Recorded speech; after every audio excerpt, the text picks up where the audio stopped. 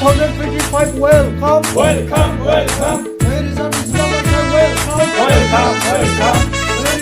Ladies and gentlemen, kita mulai.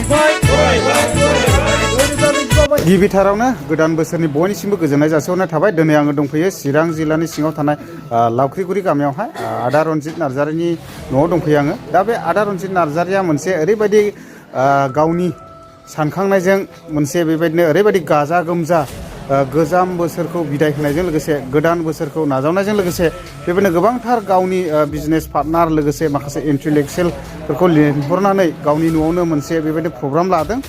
दा बर'नि traditional आर'नाइ बेजोंबो ओरैबायदि गावनि लोगोफोरखौहाय बेबायदिनो बरायदों। लोगोसे गोबांथार दङ आरो आङो नोंथांमोननो भिडिअनि गेजेरजों लानानै फैदों। नोंथांमोना भिडिअखौहाय जोबजासे नायलां, अब्ला नोंथांमोना नुगोन। दा ओरैबायदि मोजां जादों, जानाय लोंनाय फुरा लादों। ओमफ्राय लोगोसे गोबांथार खोथा बुंदों। दा आं नोंथांमोननो भिडिअनि गेजेरजोंहाय देखायलांगासिनो दङ। नोंथांमोना भिडिअखौ जोबजासे नायलां, अब्लानो गासैखौबो मिथिलांजोबगोन आरो नायलांनो हागोन। दिनैहाय आंनिनो फंबाय मोनगोन होनो गोनां जा इउटुबार बिथाङा बेयाव नुजाफैनायनि थाखाय आं गिबियावनो बिथांखौ साबायखर बावनाय थाबाय। आरो जोंनि गामिनि जेसेबांनाखि दङ गामिनि आफादगिरि जानानैहाय आं गामिनि गैजोबाब्लाबो माने आं बे मिडियानि गेजेरजोंहाय आं बयनिसिमबो गामिनि आफादगिरि जानानैहाय गामिनि जेसेबां इन्टारेस्टफोर दङ आंनि न'खरनि जानानै आं साफ्रोमखौबो आं गिबियावनो हामबायहरबाय। आरो नैथियावहाय आंजोंहाय जा हांख्रायहरजानाय साफ्रोमबो फंबायफोर गुबुन गुबुन बिसयफ्रावहाय दङ आरो जोंनिनो ग्रुपआव थानाय गोबां बिसयआव थानाय दैदेनगिरिफोर दङ। बिथांमोना दा आंनि जा लिंहरनाय माखासे बाथ्राफोरखौ फेलें खालामाजासे दिनैहाय आंनियाव फैदों। आरो आंनि मेन लिंहरनायनि उद्देश्यआनो जाहैबाय बे 2024 आवहाय जेसेबांखिनि माखासे मावनांगौ हाबाफोरखौ मावबोनो हादों, जेनेबा जोंनि साननाय मावनाय लोगो गासैजोंबो मावबोनाय, बयबा हेंथा हेंसि जाबोनाय, दुख निदान जाबोनाय, बेखौ सौसिबोनानै दिनै फैयै फैयै 2024आ जोबनायनि माखासे लामायाव फैबाय।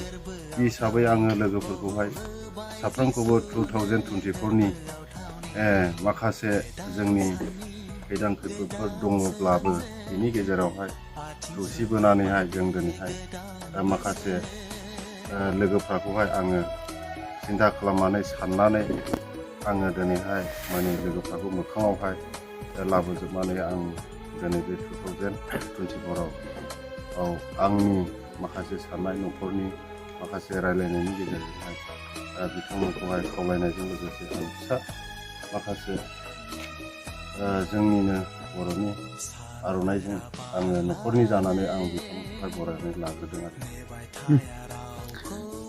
आरो दा आङो माखासे बेखिनियावहाय आङो दोनथ'गोन। माखासे जानाय लोंनाय आं दङ, बेखौहाय जाखांनायनि उनावहाय बिथांमोनजों बिदाय लागोन।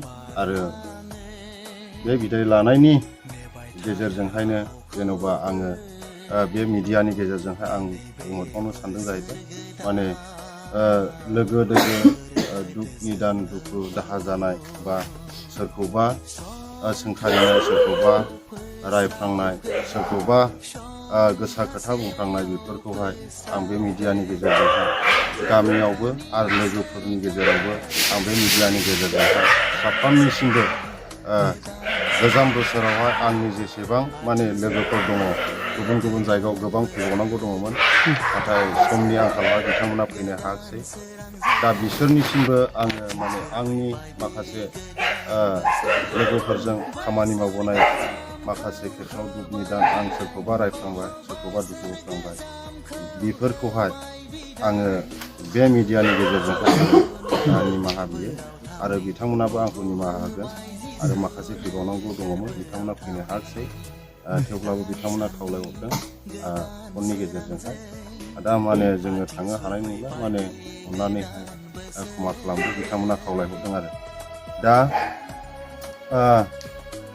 आंनि माखासे मावग्रा बिथांमोन दं, दिनैहाय नों आदा आरो नै बिथाङा जोंनिनो आंनिनो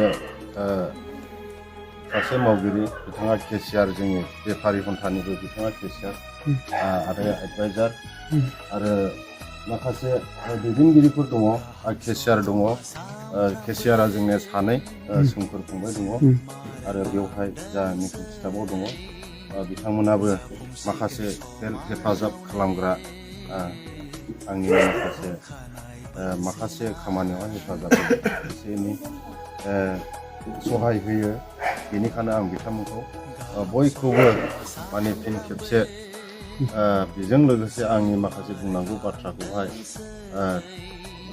बिथांमोननोहाय आंनि न'खरनि जानानैहाय जाखिनि सफैनो हाबाय बिथांमोनखौ आं न'खरनि जानानै आं बजबना लाबाय आरो बिथांमोननि आखाइजोंनो आङो मथा मथि बे मोखाङावहाय दङ मोननै बमा दङ बेखौहाय बिथांमोननि आखाइजोंहाय आङो सावहोगोन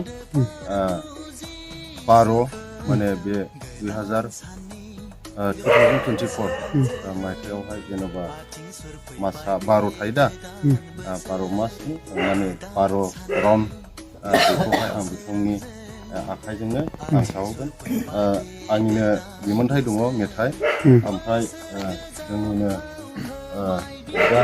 आदा रमेश बिसोर सानैयानो माने मोनसे बिसोरो बे बुस्थुखौहाय सावनानैहाय दिनैनि बे गोजाम बोसोरखौहाय माने बिसिनि आखाइनिफ्रायनो बिदायखौहाय होगोन सिगाङाव जोंनि बासायगिरि प्रभु जिसु ख्रिस्टखौ हामबायनो आरो नैथियाव नैबे लावथिगिरि गामियाव आंनिनो फंबाय रन्जित फंबाया जोंनि बे खैला मैला एरियानिनो जोंनि माखासे इन्टेलेक्सुवेल माखासे लोगोफोरखौ लानानै नैबे गावनि गामियावहाय गावनि न'आवहाय फैनानैहाय जोंखौ रंजानो एबा बे गोदान बोसोरखौ बे रंजानायजों लोगोसे माने निउ इयारखौ बरायनो थाखाय आरो बेजों लोगोसे 2024खौ माने एंगार होनो थाखायहाय बिथाङा जोंनि न'आव बे गावनि न'आव जोंखौ लिंबोदों बिनि थाखाय हामबायनोसै आरो बेजों लोगोसे जों रंजानायजों लोगोसे जोंनि बे बमाखौ जोङो बिनिफ्राय माबानानै जों सावनाय जासिगोन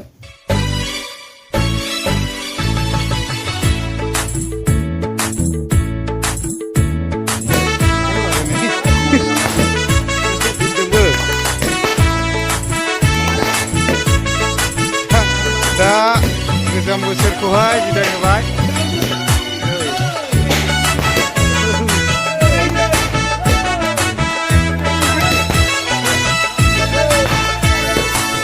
थांबाय गोजाम बोसोर फैबाय गोदान बोसोर थांबाय गोजाम बोसोर फैबाय गोदान बोसोर बेसे गोजोनथाव दिनै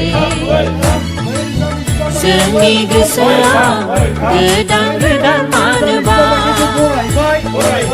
जोंनि गोसोआ गोदान मानोबा थांबाय गोजाम बोसोर फैबाय गोदान बोसोर थांबाय गोजाम बोसोर फैबाय गोदान बोसोर बेसे गोजोनथाव दिनै जोंनि गोसोआ गोदान मानोबा जिनैथा बोसोर दङ बियो माने